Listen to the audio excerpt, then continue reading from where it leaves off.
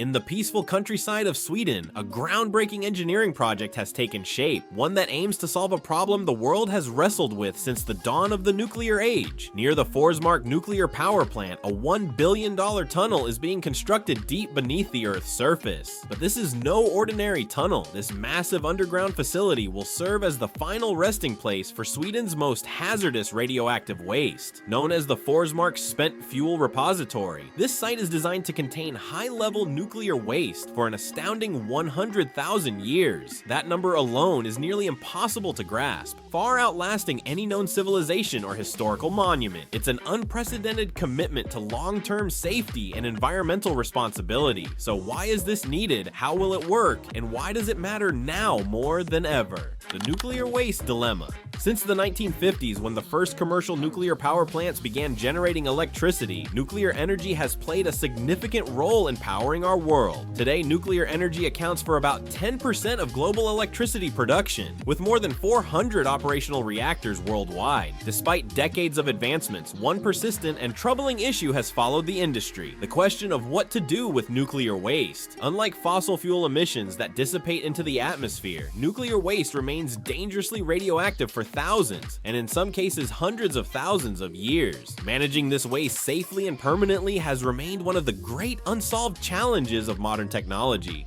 Nuclear waste is generally categorized into 3 types based on its level of radioactivity: low level, intermediate level, and high level waste. The vast majority, around 95% by volume, falls into the low level category. This includes materials like protective clothing, tools, and equipment that have been contaminated by radiation. These items generally lose their radioactivity within a few hundred years and are stored in shallow land burial facilities. Intermediate level waste, which makes up about 4% of the total, includes used reactor components and chemical sludge. It is more radioactive but does not produce enough heat to require active cooling and is often stored either near the surface or in deeper repositories. Then there's the final 1%, high-level waste, which presents the most significant danger. This consists primarily of spent nuclear fuel, the used rods from reactors that can no longer efficiently sustain a nuclear reaction. Despite being spent, these rods remain highly radioactive for tens of thousands of years. Handling them requires meticulous safety measures and robust infrastructure. The current solution involves placing them in cooling pools at reactor sites to reduce their temperature and radiation levels. After several years, they are typically transferred to dry cask storage, large steel and concrete containers that shield the environment from radiation. While these systems work well for the short to medium term, they still require continuous monitoring, maintenance, and power to keep them safe. They are not and never were meant to be a permanent fix. Sweden's long-term vision.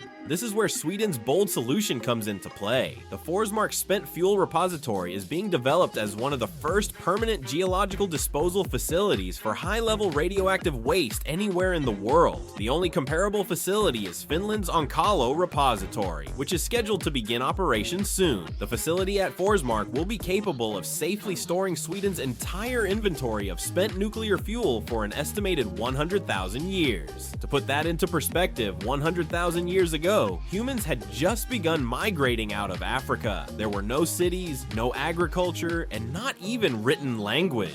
The idea that something we build today could last that long is almost beyond comprehension. Yet that is exactly the goal, ensuring that once the waste is sealed underground, it will never again come into contact with the biosphere. Choosing the perfect site. Selecting the right location for such a long-term repository required years of geological research and environmental assessments. Forsmark was chosen because of its exceptional geological stability and low risk of seismic activity. The bedrock beneath the site is nearly 2 billion years old and has remained largely unchanged throughout that time. That level of geological consistency provides a natural barrier against leaks or disruptions. Additionally, Forsmark's location adjacent to both the Forsmark nuclear power plant and Sweden's low and intermediate level waste storage facility makes it an ideal hub for nuclear waste management. This centralization allows allows for easier and safer transportation of radioactive materials. What lies beneath? On the surface, the repository will appear relatively modest, housing a few administrative buildings and stockpiles of excavated earth. But the real marvel lies deep underground. A winding 5-kilometer tunnel will descend to a depth of 500 meters beneath the Earth's surface. There, an extensive network of tunnels will spread across an area of 3 to 4 square kilometers. These tunnels will serve as the final resting place for up to 6,000 custom-designed canisters, each containing approximately 2 tons of spent nuclear fuel.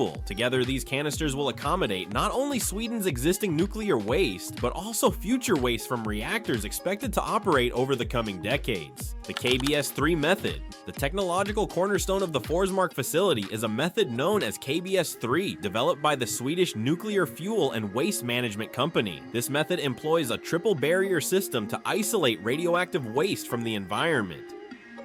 First, the spent fuel is encased in a 5-meter-long copper canister with walls 5 centimeters thick.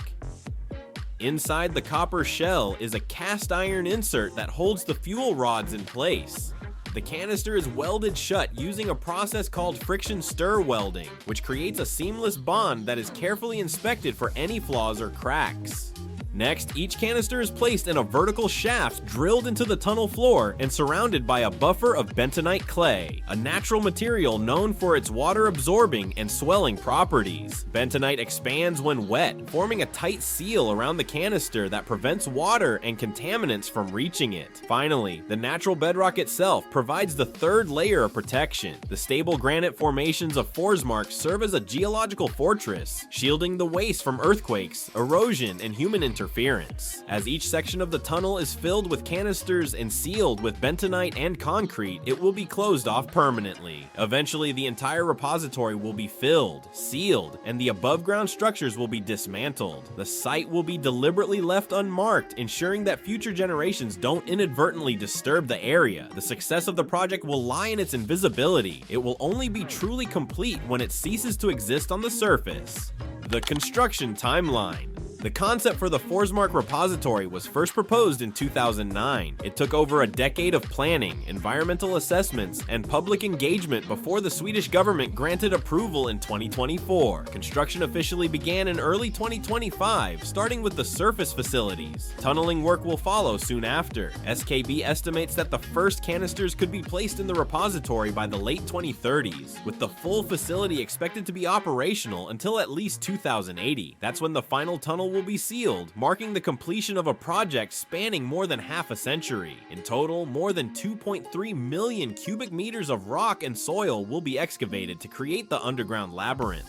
Challenges and concerns. While the project is a technical and environmental milestone, it is not without controversy. A study from Sweden's Royal Institute of Technology has raised concerns about the long-term corrosion resistance of the copper canisters. If the canisters degrade more quickly than expected, it could compromise the safety of the entire repository. Additionally, a Swedish environmental group has filed a legal appeal demanding further safety assessments. If successful, this could delay the project's timeline by several years. Still, SKB and Swedish authorities are pressing forward, confident that the repository's design and safety protocols can stand up to scrutiny. A blueprint for the future. The Forsmark repository isn't just a Swedish solution. It could serve as a global model. For decades, countries around the world have relied on temporary storage methods, pushing the problem of nuclear waste management onto future generations. Forsmark represents a bold step away from that mindset. It is a tangible, scientifically grounded, and replicable solution to a problem that has long been considered unsolvable. With careful planning, other countries could adopt similar models, provided they have the right geological conditions and the political will to see it through. And there you have it, Sweden's mind-blowing 100,000-year solution to the nuclear waste problem. If you found this video fascinating or learned something new, give it a big thumbs up and don't forget to hit that subscribe button. Thanks for watching, and as always, stay curious, stay inspired, and we'll see you in the next one.